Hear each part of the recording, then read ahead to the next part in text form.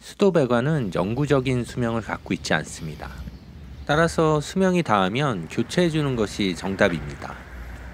제주시 이도 이동의 이 건물이 적절한 예가 되겠네요. 처음에는 누수 탐지를 하기 위해 방문했습니다. 2층 건물의 1층은 현재 사무실로 사용되고 있습니다. 사무실 한켠 천정에서 물이 떨어져서 연락을 주셨고요. 자세히 살펴보면 천정 콘크리트가 젖어 있는 것이 확인되죠. 누수량이 적지 않은 걸 보니 수도 배관에 이상이 생긴 것 같습니다. 계량기를 살펴봅니다. 두 개의 계량기가 있는데 확인 결과 계량기 하나는 잠겨 있고 사용하고 있지 않습니다. 건물 전체가 하나의 계량기에서 물을 받고 있습니다. 건물 옥상에는 물탱크가 있는데 안을 확인해 보니 현재 사용 중인 물탱크입니다.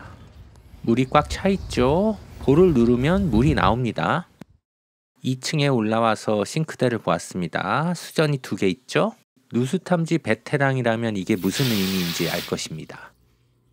두 수전의 수압이 다른데 하나는 계량기에서 직수를 받고 있고 다른 하나는 물탱크에서 물을 받고 있습니다. 과거 많이 사용했던 배관 세팅입니다. 2층 화장실 위에 다락이 있습니다. 확실히 옛날 건물이죠. 이 다락 위가 물탱크이고 문을 열어보면 인아웃 배관이 보입니다. 불행히도 여기 밸브가 없네요. 물탱크와 배관을 분리할 밸브가 존재하지 않습니다. 자, 검사해야 할 배관은 세 파트로 분리됩니다. 먼저 계량기에서 직수로 연결되는 구간, 두 번째로 물탱크에서 각 수도꼭지로 연결된 배관, 마지막으로 온수 배관입니다. 문제는 물탱크 앞뒤로 밸브가 없어서 구역 분리가 어렵다는 것이죠. 일단 가장 간단한 온수 배관 압력부터 검사해 봅니다. 보일러는 물탱크로부터 물을 공급받습니다. 압력이 낮아서 압력 검사를 위해 펌프로 인위적으로 압력을 줍니다. 3.2 kgf 정도가 압력 검사하기에 딱 좋은 정도입니다. 3.2 kgf까지 압력을 높이고 밸브를 잠궈줍니다. 그리고 보일러 쪽 배관도 잠궈줍니다.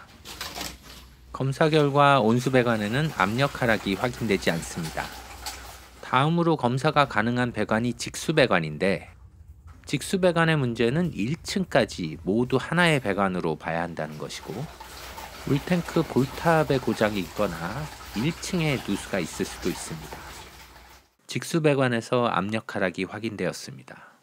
검사의 정확도를 장담하기 어렵습니다만 일단 무시하고 직수 배관에 누수 탐지 가스를 투입했습니다. 불확실한 것이 너무 많기는 한데 물탱크에서 각 수도꼭지 구간은 밸브 설치 전에 검사가 불가능해서 일단 압력 하락이 확인된 직수 배관에 집중해 보려고 합니다. 화장실과 부엌, 베란다까지 아직은 가스 반응이 나타나지 않습니다. 보일러실 배관과 싱크대 하단까지 확인해 보았으나 결국 가스는 확인되지 않습니다. 가스 반응이 나타난 곳은 세탁실 앞인데 세탁실은 전에 외부 공간이었던 곳입니다. 세탁실로 들어가는 문 틀에서 가스가 확인됩니다. 가구를 치우고 좀 더 촘촘하게 확인을 해보면 문틀 왼쪽에서 강하게 가스 반응이 오는 것을 알 수 있습니다. 네, 왼쪽 반응이 확실히 더 빠르고 강하죠.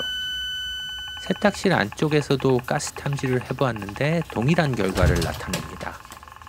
반응이 안쪽보다는 약하기는 해요. 이건 방수 때문일 수 있습니다.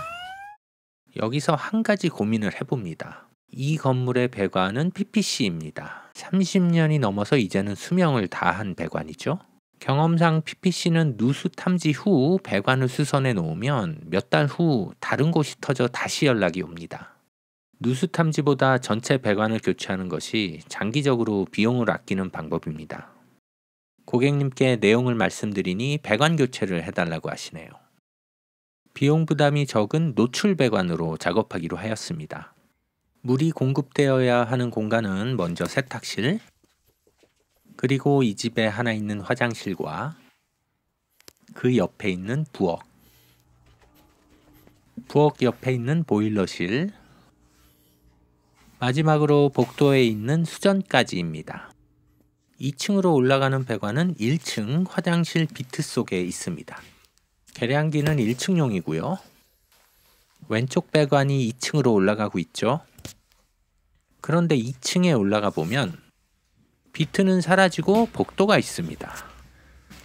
배관이 2층에서 확인이 안 되니 1층 화장실에서 외벽으로 빼내서 올려야겠네요.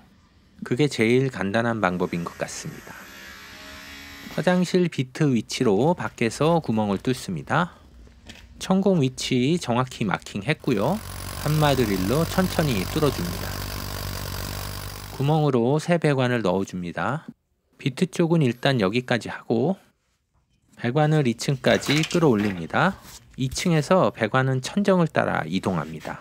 직진하면 세탁실, 우회전하면 보일러실 방향입니다. 2층 샤시에 구멍을 뚫었고요.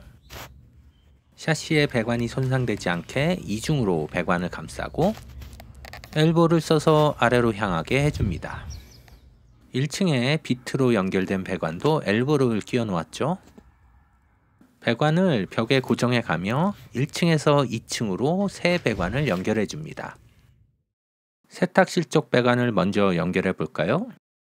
샤시에 구멍을 뚫어 줍니다. 냉온수 배관을 위해 2개의 구멍이 필요합니다. 유리를 건드리지 않게 조심조심. 천정 리빙우드는 튼튼하지 않기 때문에 측면 파벽돌에 새 배관을 고정합니다. 세탁실 안쪽 배관은 일단 완료되었네요. 노출은 보기 별로지만 어쩔 수 없습니다. 그럼 이제 보일러실 쪽으로 가보죠. 배관을 벽 쪽에 고정해 가며 보일러실로 계속 이동하였습니다. 여기서 벽을 타고 내려와 보일러와 연결해 줍니다. 보일러실 하단에서 왼쪽으로 구멍을 뚫으면 싱크대 하단으로 이어집니다. 싱크대 하단 높이는 충분합니다. 철근을 만나면 어쩌나 걱정을 했는데 다행히 두 구멍 모두 어렵지 않게 뚫을 수 있었습니다. 자, 싱크대 밑으로 잘 뚫렸죠?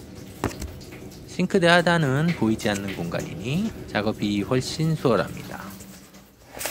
싱크대 밑에서 2개 배관을 찔러 넣어주고 보일러실 하단에서 엘보로 연결해주면 되죠. 싱크볼 하단에서 싱크 수전으로 배관을 분기시켜 위로 올려줍니다. 그리고 배관을 계속 연장하여 화장실 옆까지 이동합니다. 싱크 수전에는 앵글 밸브 대신 볼 밸브를 사용했습니다. 이제 싱크 수전을 설치해야 하는데 기존 벽 수전은 모두 사용할 수 없고요. 새 수전을 상판 어딘가에 설치해야 합니다. 원홀 수전을 새로 사왔고요. 위치는 여기쯤이 좋을 것 같네요. 홀커터로 설치 위치에 구멍을 뚫습니다. 오래된 싱크대라 자재가 좀 다르네요. 파티클 보드에 금속판을 씌워놨는데 두께가 상당히 나옵니다. 수전 순나사가 좀 짧을 수도 있겠네요. 위치는 딱 적당합니다. 깔끔하죠? 밑에서 앞나사를 꽉 조여 수전을 튼튼히 고정해 주었습니다. 기존 벽수전 2개는 제거해 버렸고 그 자리는 실리콘으로 마감해 주었습니다. 이제 화장실 차례입니다. 욕조 앞에서 구멍을 뚫으면 기가 막히게 싱크대 앞으로 나오죠.